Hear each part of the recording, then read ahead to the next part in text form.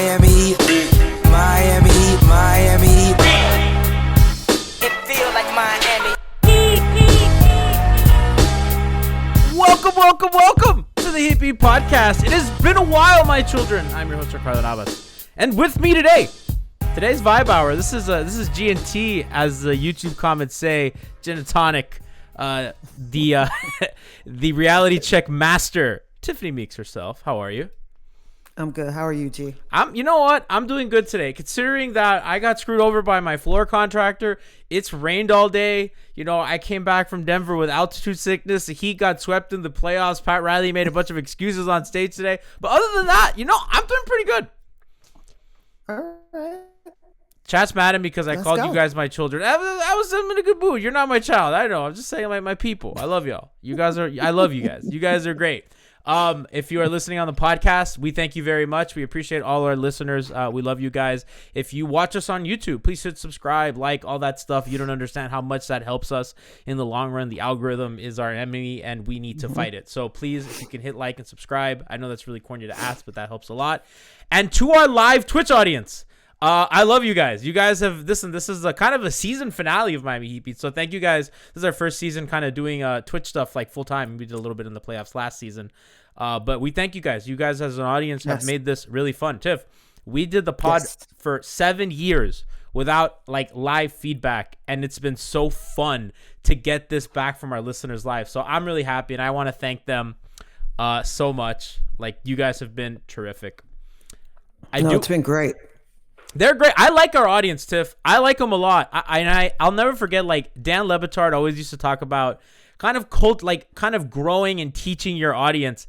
And our audience gets our jokes. You remember the beginning how nobody understood the hard outs and all our like weird, you know, and they got it and they wait for it and they set us up. They tee us up. Great. I love it. No, it's great. I you know, this is my first season here, so I'm just rolling with it. They're great. They've made everything fantastic. So thank you again to our audience. Thank you to our patrons. We're gonna get into all the basketball stuff. I just wanna. This is the last show of the season. I mean, we're gonna still do Heat Beat podcast, but it's like the last, like, you know, show, right? So, you know, we just want to give my thanks to our patrons. Patreon.com/Miami Heat Beat. You guys have been absolutely incredible. There's a link to the Patreon if you want to subscribe in the Twitch chat. We're going to be still, you know, we did a lot of watch parties with our patrons. That was so much fun to watch live games. We'll do that for some of the playoff games. Maybe we'll schedule one next week. We'll keep doing that. If you are a patron, you have access to extra podcasts, including our locker room session, which Tiff was on today, Jack, Brass, Siobhan, some guests. We had the crew, some guests, and that was a live reaction to the Pat Riley press conference. We're going to rehash some of that today, but if you want kind of the raw, what happened right after it happened, check out our Patreon page for that podcast. Tiff. Oh, also, happy Pride. Thank you very much. Tiff, thank you very much. Happy Pride, everybody. Would you like to tell the audience what we have, what we're doing right now? Because I'm really excited for this. There's a link in chat for you to go to our store to see what we have planned. Tiff, what's going on? This was your idea. This was your project, and it's gone absolutely incredible. The feedback is great. So tell the people what's going on. I feel bad. I didn't write anything down because I'm gonna forget some things.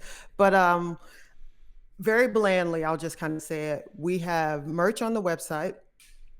All the proceeds are going to charity. So we're going to split the proceeds between two charities, one Florida-based charity and one New York-based charity. And we also have some prizes and some giveaways that we're going to be giving out throughout this month. So when you guys tune into Hot, you'll be in the chat and you'll be eligible to win some things. So the two charities are One Pulse, which is the Orlando one, and then Pride for Youth, which is a Long Island-based one. So, you know, a lot of Heat Beat are in New York. You're in New York. We get kind of the local and the New York. 100% of the proceeds go to that. We're not making a cent. This is to give back to a community that means a lot to us. That, you know, we want to let you guys know that we love and we see you, and we want to, every dollar helps. I know, Tiff, you have given a lot of anecdotes on the timeline on how, you know, you may not think that, you know, $20 helps, but it really goes a long way. It really does. Yeah. So anything you guys can do. If you just pass on when you see the postings, if you want to buy some merchandise, we're going to do a show where we do it kind of like the basket for babies, but it's just going to be a donation night. We're just going to be a fundraiser. We're going to have some fun. We'll probably have Moose screaming drip drop all night. So we'll let you know. Keep looking out for that. Keep looking out for that. So that's kind of what we have going on this month, and we'll update you as we go.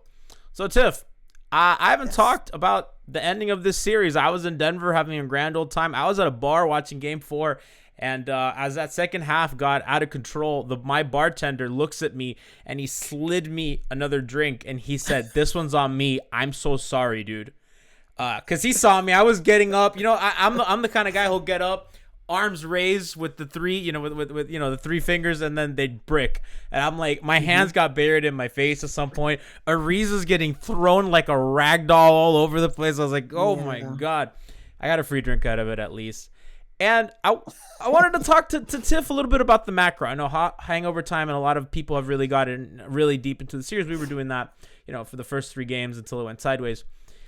Tiff, it just seemed like everything that was wrong with them all season reared their head just all at once. So the lack of rim pressure that was been a problem all year, it routed its head against a team that drops, right? So it's hardest to do that against a team that drops. And even though they have a lot of shooting, their shooting has not been good this season outside of Duncan, right? So other than Duncan, they have no outside shooting. They couldn't get to the rim, and their offense completely short-circuited.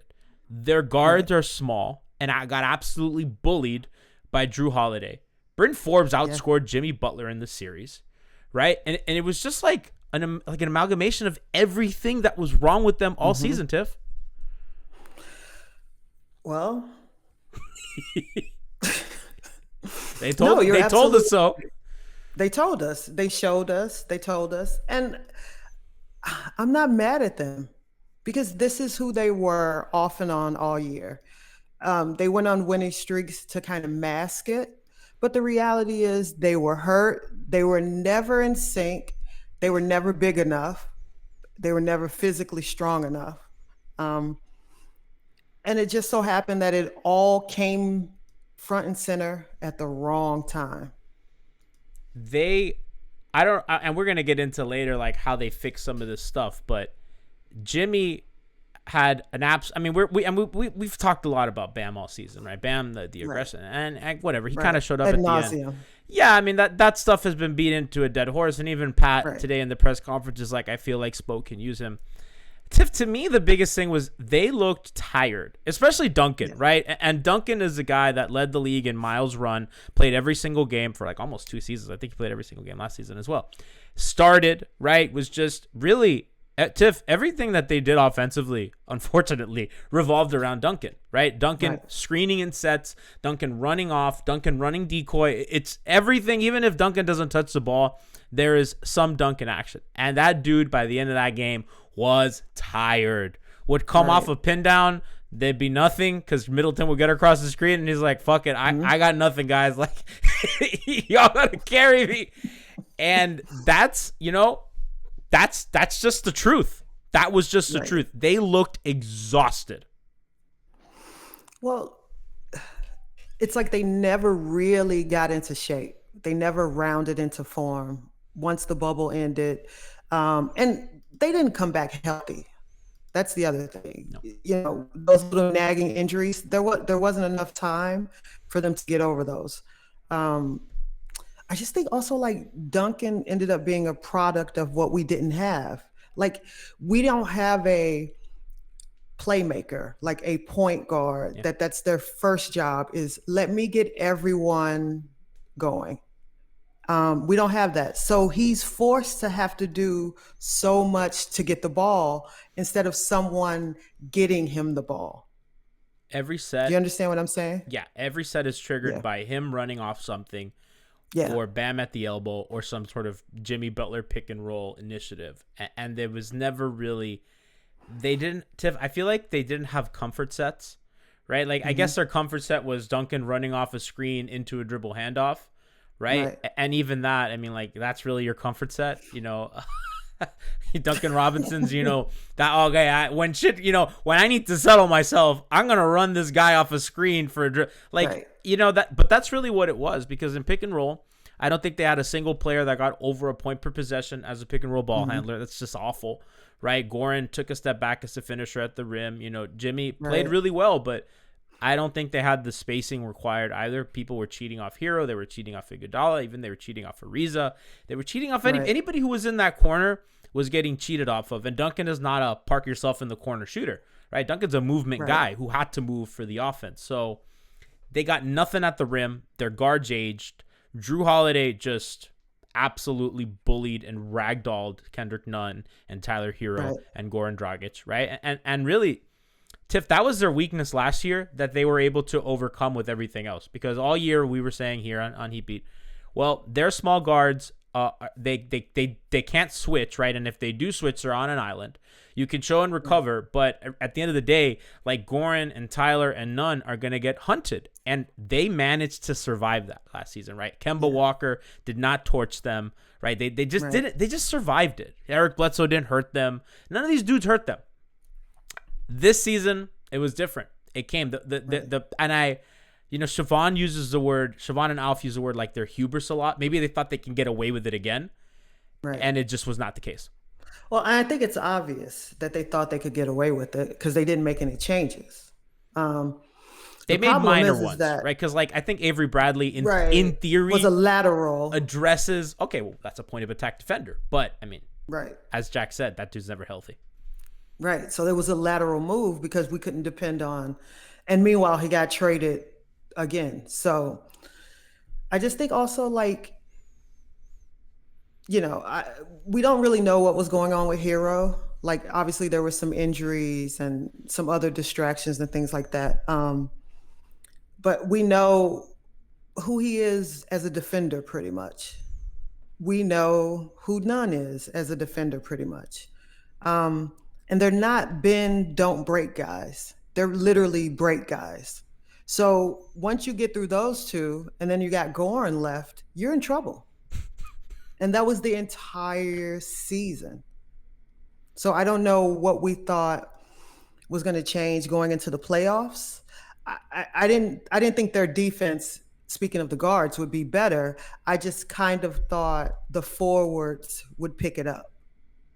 And they did, and really like their forwards, like their wing depth wasn't good, right?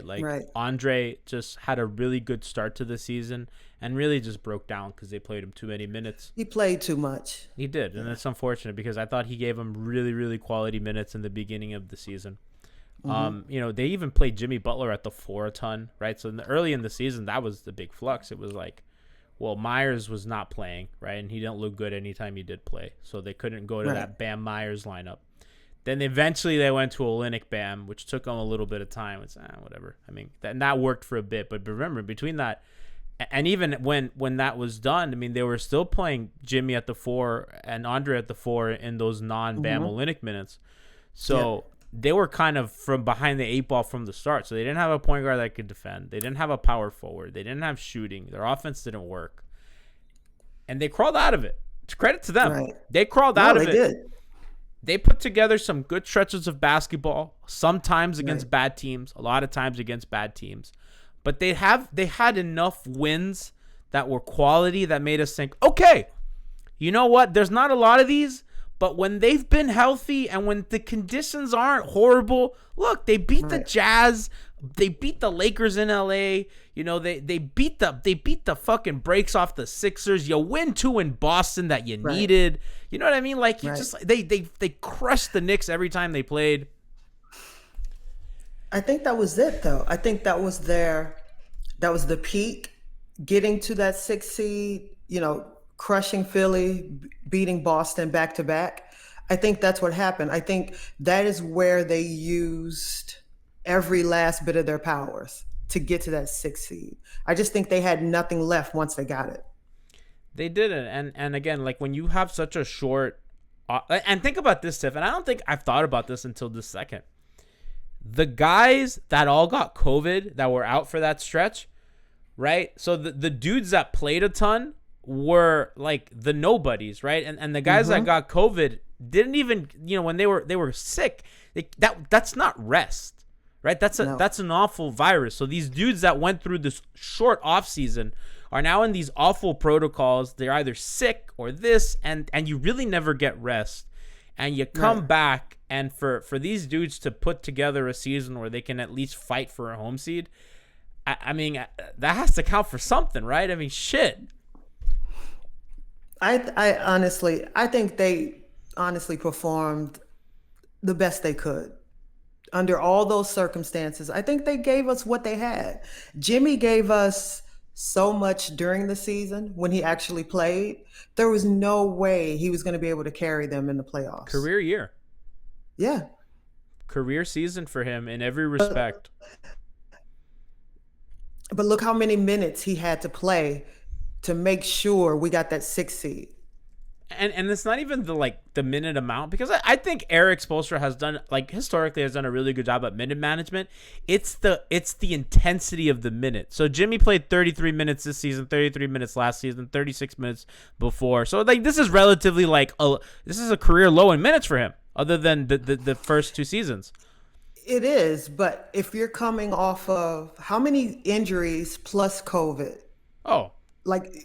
So if you look at it that way, and let's just say, if we did have a healthy Victor Oladipo, that could have minimized Jimmy's minutes, or if we had some competent guards, that could have also minimized. But it was the fate that was fated to be. This is exactly what it was. This was supposed to happen. And sometimes you need that so you can look in the mirror and say, maybe this isn't right. Maybe we need to fix a few things. I think that ultimately this is going to help the franchise in the long run, because I think it made them realize that. And I thought Riley today had some pretty enlightening comments, one of which kind of talking about the idea of flexibility and how, you eventually you need to anchor your franchise, right? And that actually, to me, was the most important thing said in that entire press conference, because since 2010, when they were drunk off of champagne and trophies and confetti and parades, and that was the result of their flexibility, they thought they could do it again. And Tiff, to their credit, they've always done it. They got Alonzo Mourning, second in MVP voting one year. They got Tim Hardaway. They got Shaquille fucking O'Neal. Pat Riley pulled off the biggest trade in NBA history. What was it, a 15, 17 team trade to get Hall of Famer Gary Payton, to get Antoine Walker, right? Then in 2010, the heist of all heists, LeBron, Chris Bosh, and Dwayne, that they ran roughshod on the league. In the middle of that, they got Shane Battier, they got Ray Allen, they got everybody that they ever wanted. And the second that LeBron left those doors, people stopped coming in. Gordon Hayward took a meeting, didn't come. Right. Kevin Durant took a meeting, didn't come. LaMarcus Aldridge took a meeting, didn't come twice. And that's kind of been their story till Jimmy, right? Dwayne walks out that door. And I'll never forget, Tiff, and I think it was Ethan that said this on the radio, Ethan Skolnick. He's like, I was texted, they didn't even try. Dwayne telling Ethan, right? And Ethan has a great relationship with Dwayne. And Dwayne walks out that door, Tiff. Those press conferences that followed were sad. They were sappy. They were angsty. Nobody wanted that shit to happen. And what came in the door was a parade of Dion Waiters, of James Johnsons, of Tyler Johnsons, of Hassan Whitesides, of undrafted diamonds and second round picks or whatever. And credit to them, because they turned those guys into legit players. Players that got contracts. Players that wouldn't have gotten a contract here, they sure as hell would have gotten some somewhere else, because those guys played well. Right. And I think that part of their hubris, to quote Alf and Siobhan, is, well, they thought that they can pull off any heist, that any free agent would want to be here. And then they're like, we can make wine out of water. Look what we made Dion Waiters. Look what we made Hassan Whiteside. Look what we made Duncan fucking Robinson. Right. A historic shooting season. We plucked his ass out of nowhere. We made him from thin air. So I can't blame them for thinking, we're going to do that shit again. We're going to bring in Mo Harkless. We're going to bring in the corpse of Avery Bradley. And we're going to do it again. Look at Kendrick Nunn. We got him out of nowhere. We got Bam out of nowhere. We got Tyler Hero out of nowhere. And they've done it time and time again. And it came to bite them in the ass because nobody ever wanted to come back through that door. Right. And this season, KZ Okpala did not turn into wine. Sadly. Because we were discussing how many picks did they give up? 3. To get KZ? 3 second-round picks, which, by the way, they only have 1 second-round pick left to trade in the next decade. So it's like, and that's kind of been, and I think that the way that this season ended kind of emphatically with them on the bench, right? Just the Bucks exercising every demon, right? That bubble run, that magical bubble run is very much in their past. That is something that is in their past. That is not their present, because all year they could say we made the finals. Well, that shit's behind you. And this season, there were no miracles to be had. And what you were facing was a harsh reality of the only team to get swept in the first round. The only sweep under Eric Spoelstra. And the first since 2007. Yeah, well, it's time. It's time for the harsh realities, and also for those players to look at themselves. Because if it's one thing if you're injured, if you're just exhausted, but if you just didn't give all you had, then that's a problem. And sometimes it needs to be seen. And I'm sure Pat Riley sat back, took note, and said, "We'll fix this." They know. I think they know. And I think this press conference from today made us feel like they do know. I like that. It felt like they didn't give anybody assurances outside of Jimmy and Bam, which is how it should be. Right? They have some choices to make, Tiff, because they can get up to, $28 million-ish in cap space if they renounce and cut dudes. That means renouncing Duncan, renouncing Kendrick, not picking up Goran's option, not picking up Andre Iguodala's option, renouncing Ariza's bird. So, I mean, they can get to $28 million in cap space, and that's not an insignificant amount of space, right? But then, you're really starting from scratch. So there is, they have options, right? They're going to have access to sign and trades if they want to take Goran and Andre Iguodala's option. That's $15 and $19 million. Now you start cobbling together some salary with Tyler Hero's 4. Now we're talking. Now you can get in the game for something good, right? You have these two. You have about over almost $30 million in expiring money, and a nice young player, right? If you can kind of attach your only second round pick, now we're talking, right? Now you could get in the game for someone, right? So, and if not, you just you can clear house, get cap space. You can get up to $25 million in cap space. You can keep Duncan, right? So they're gonna have choices, and they're gonna have to make difficult choices. And over the course of the offseason, we're gonna do many shows getting into those choices. But I don't know. I just wanted to talk to Tiff about the macros of this and everything. And did the press conference inspire any kind of confidence in you that this is gonna look better in a year? Honestly, I didn't need the press conference. I think because of the way that they went out, and Pat Riley, he's definitely nearing the end of his tenure. Malibu, baby. And he doesn't want to go out like that. So I didn't need him to reassure me that things are going to look different. The way they got swept let me know things are going to look different. And this franchise is not one that likes to be embarrassed. They like to do the embarrassing. This is not an organization that is often embarrassed, because even in years, like I said, there's those Dion years, that wasn't embarrassing.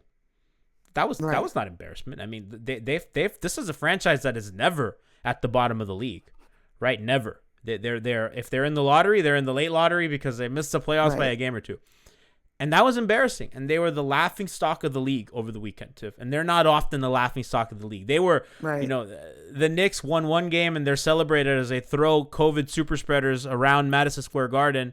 And the Heat are, the Heat are the ones that are jokes, right? And I'm sure that they don't like that. That's not who they are. They shouldn't like that. And they shouldn't like that. But I don't know. I have some concerns though, as to how they're going to make these decisions. Are they going to lead with their hearts, or are they going to lead with their minds? Ooh, that's a good one. They've done both. And, I know. And it's gone badly both times. I know. They picked the wrong choice twice. With Dwayne, But that's the thing. they went with their heads, and then with the Dion, JJ, all that, they went with the hearts, right? And then they got burned both times. Right. Because if you look at this roster, there's just, you just look at it and you know, there are just certain guys that you know there's not room for, to be perfectly honest. If you're trying to assure the point guard position and small forward / center, then you got to make room. There's going to be some uncomfortable conversations in the offseason about Goran Dragic. Yeah. And about Udonis. I think Kendrick is probably the first guard out, considering that they're probably going to have to renounce his cap hold. Right. And they're not going to match anybody's offer.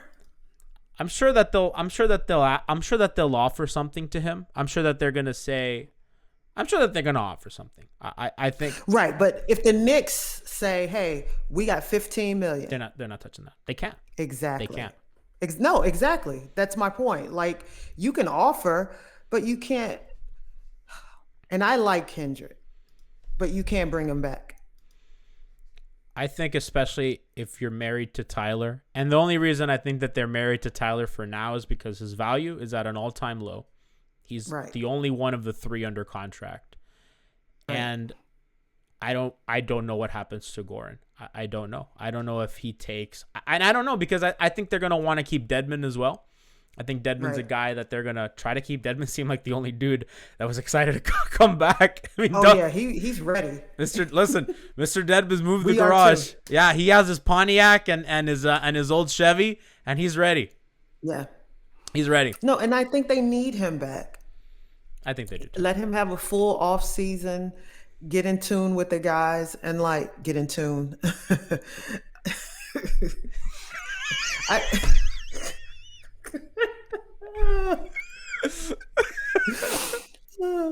But I loved his minutes. I loved his spunk. I love that he just went hard. You need one of those guys. He's a little bit of crazy too.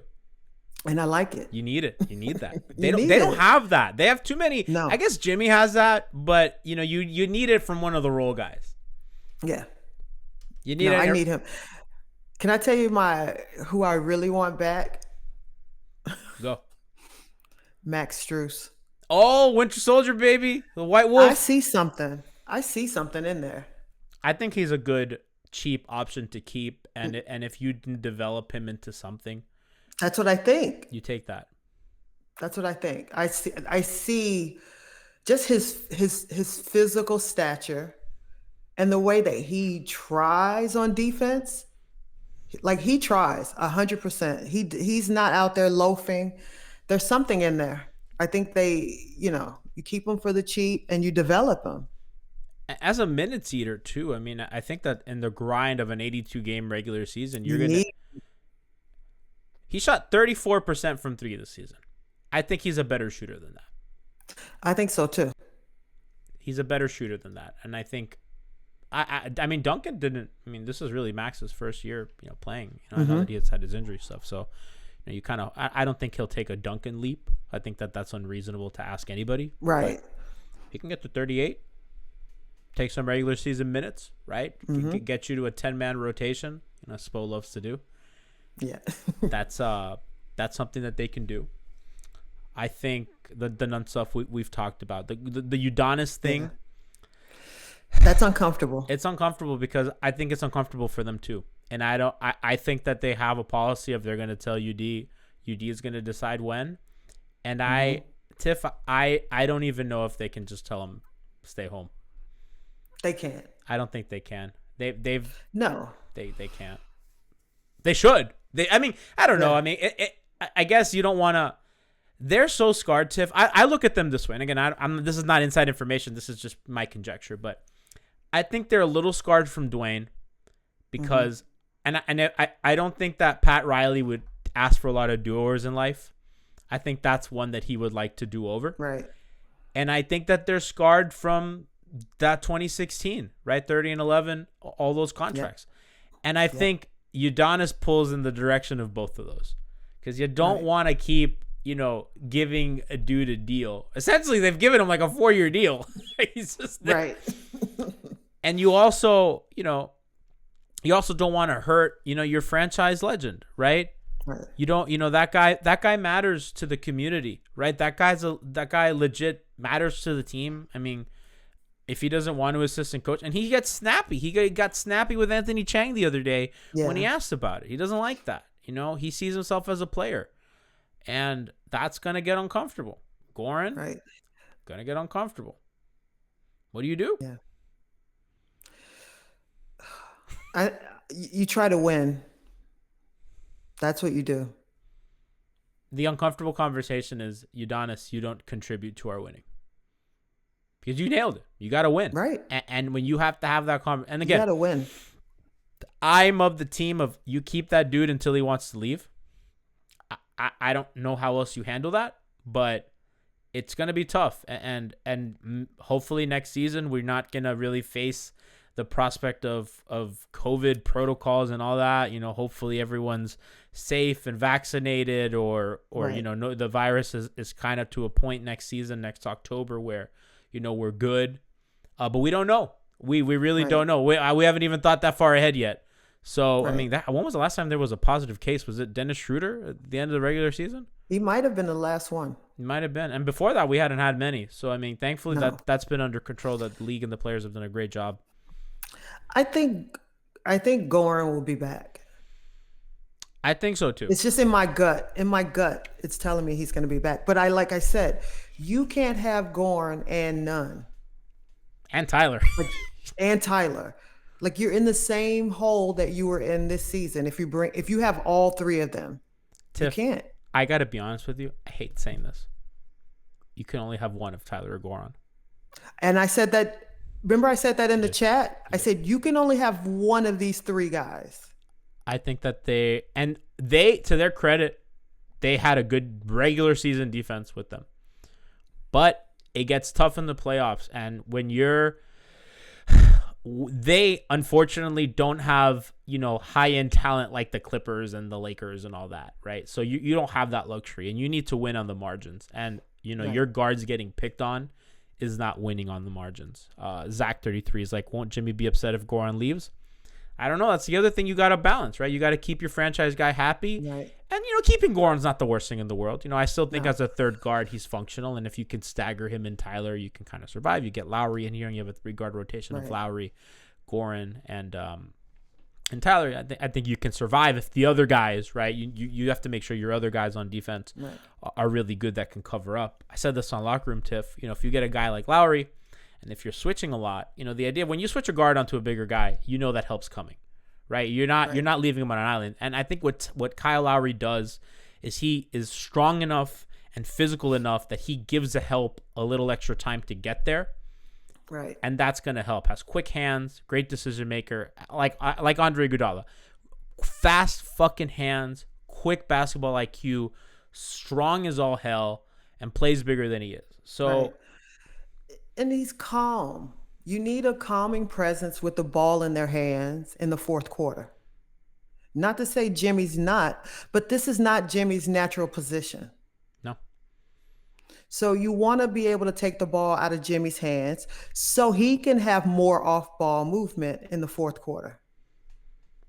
You want move. I mean, Jimmy's a great off-ball player, right? And so is He's Lowry. Very good. So is Lowry. Yeah.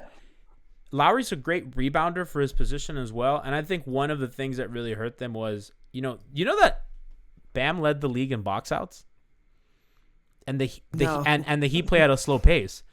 And that kind of reminds me a little bit of like the Brook Lopez and Robin Lopez symptom of rebounding, where you box out and you need your teammates to kind of get that for you. The gang. And they just don't, right? No. I think Tyler had like a stretch where he was a good rebounder. Duncan had some flashes, but they're just not physically kind of competing for boards, even though they do boxing out and they do all that, the shit that you have to. But they're just not tough. They're not long. They're not strong. Kyle gives you a little bit of that physicality, great rebounder, physical, We'll be a little dirty. We'll throw a little elbow down there. You know, you cut CP3 is like that. That's what you need, man. You need a little bit of umph. They don't have edge. They don't have edge. No, and they need somebody to get Bam in the right positions. They don't have a guard that can pocket pass. No. Come on. No.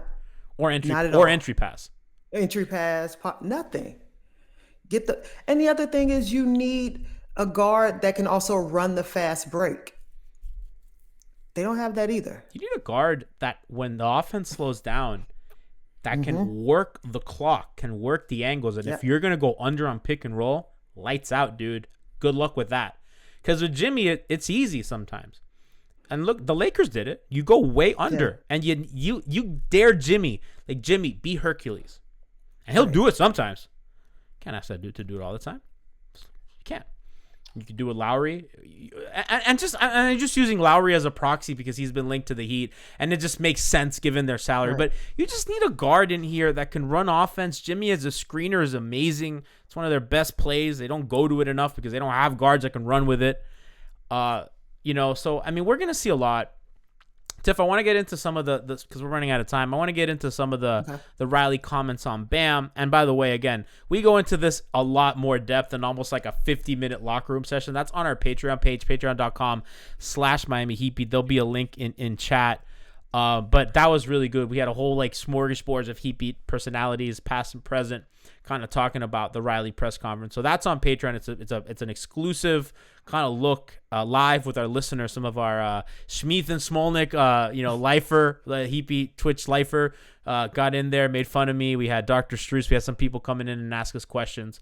So check that out on the Patreon page. But Tiff, Riley kind of revealed that, they asked Bam, hey, can you hold off on the extension so that this summer, right, that's coming up right now, we have a little more cap flexibility because now that Bam extension kicks in and woo, that's chunky boy. Right. I'll admit, I don't like the fact that he shared that. I don't disagree with you. I don't think all information is public information.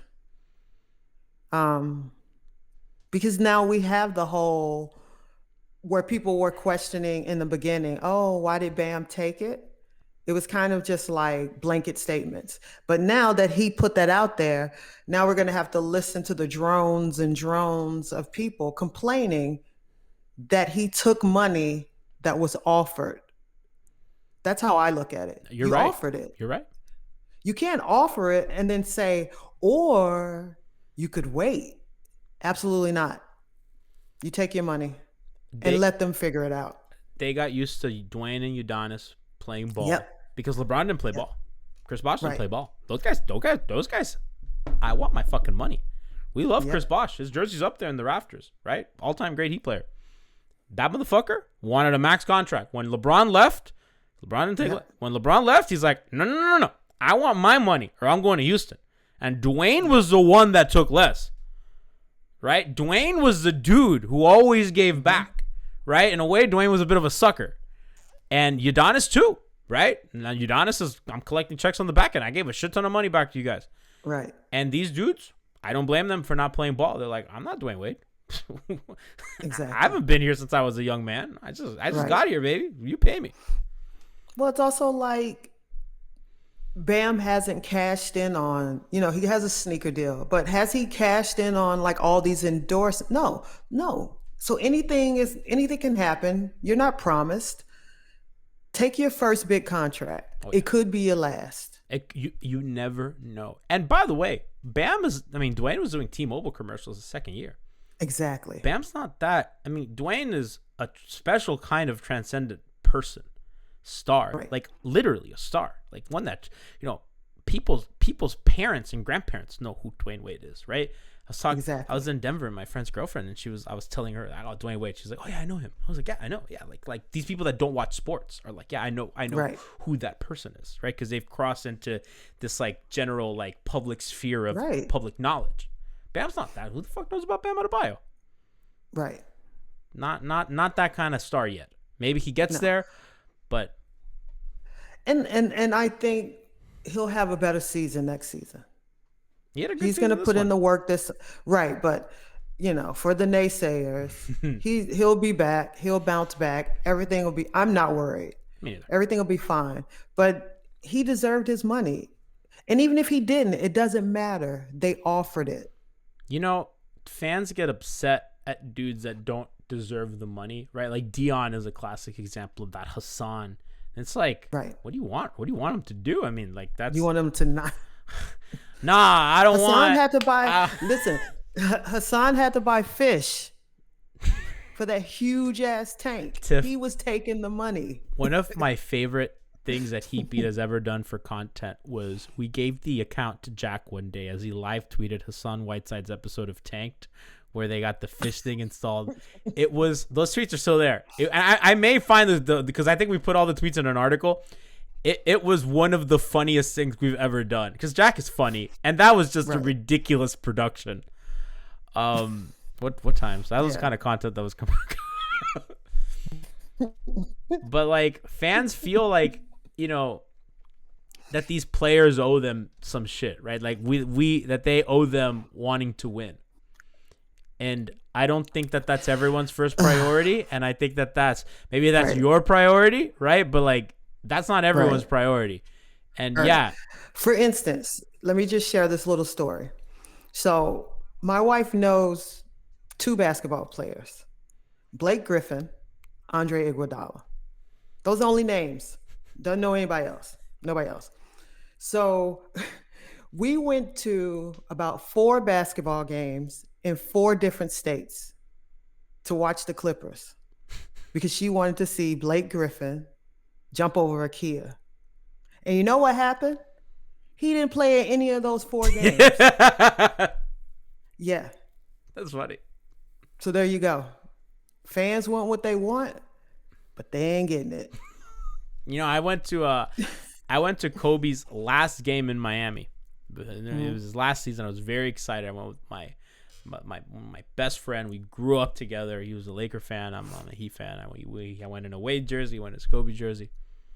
I even wrote a piece about Dwayne and Kobe's very special rivalry and how Heat fans and how the Heat always measured themselves against the Lakers. How we always measured Dwayne against Kobe, right? He was that kind of great, that kind of transcended. That rivalry felt like it mattered. When those 2 guys played together, it felt like an event. It felt like there was an event in basketball that was legitimately important. It's like watching KD and LeBron play, but somehow more important. And I walked into that arena and Kobe did not play. And I had to watch the Heat in those ugly ass fucking military jerseys fucking play the Lakers. And I was like, this game sucks. I wanted to watch Kobe. This is crap. I don't know who was on the Lakers. I don't want to watch. I think McBob's was McBob's the Laker. I don't know. Maybe Ryan Kelly. I had to watch Ryan Kelly play basketball. I don't want to watch that. Fuck that. Was Nick Young on that team? Swaggy P. He was probably on that team. So my friend's Jamaican. He has an old Jamaican mother who is like obsessed with the Lakers. Like literally on like the middle table, the coffee table, it's a picture of Kobe and Jesus Christ. It's like that in that house. Yeah. On the fridge, Kobe has the biggest picture, and then her 3 kids have like smaller pictures. And she just in the stands, in her Jamaican accent, ripping the fuck out of every Heat player, out of every ref, and out of every Laker that would help a Heat player up. It was delightful. I love her. I love you, Marge. I mean, like going back to Bam, it's just it probably wasn't the best of Pat, but I do think Pat said all the right things. After he's like, he's earned it, he deserves it. Like I think he kind of tried to overcorrect. He tried to couch it a little bit. I don't blame him. And Pat's like that, dude. But like Pat's persnickety like that. He doesn't hold back. And I don't know. Maybe some players don't like that because he's management. But that's who he is. He used to play. He's a former player, former coach. Has done it at every level. And he has cachet. So maybe he's afforded that. I don't think they're gonna make the same mistake with Bam and Jimmy as they did with Dwayne. I think that was learning for them. And Alonzo too. They traded Alonzo. Let's not forget that. Yeah, they did. And Alonzo would run through walls for Pat. Multiple walls on fire. Like that's a bond that runs deep. And Pat traded his ass to what was it, the Nets? I don't know. Some fucking I think it was I think it was the Nets. So we have a lot. We have a lot coming this season. We have a lot to look forward to. Kind of give you guys a peek behind the curtain. I think what we're gonna start doing is some exit interviews, kind of going through the guards, the forwards, the bigs, and then kind of going through each thing. Who should they keep? Who shouldn't they? Evaluate everybody. And we're kind of gonna go through that and kind of sprinkle in some breaking news throughout the week. We're doing Hangover Time twice a week going forward. So don't worry, in the playoff games, we're going to be maximum petty. If you know Brass Jazz, Brass is just preening amazing. He is here for fucking jokes. He is here to be petty. Yes. I don't know if you guys have been watching Hangover Time. I mean, we have gotten incredible guests recently. I mean, I thought during the regular season we did great on guests. I mean, we've killed it. Trey Young came on the show. Brad Stevens came on the show. Who was on last episode, Tiff? Lucky. Yeah. So I mean, guest booking has been, shout out to Brass, by the way. Brass is the one doing all that guest booking. So shout out to him. But yeah, I mean, it's fun. Who knows? Oh, we got LeBron on? I forgot about that one. Oh, yeah. We had LeBron. Yeah, Yep. LeBron. And he couldn't tell who was who because he kept seeing like 3 of the screens. So, I mean, he gave a tough interview. He did it in an eye patch, but we really appreciate. Shout out to the King. We love you. Good luck today. Not really. Hope you lose. Not really. Let's go CP3. King.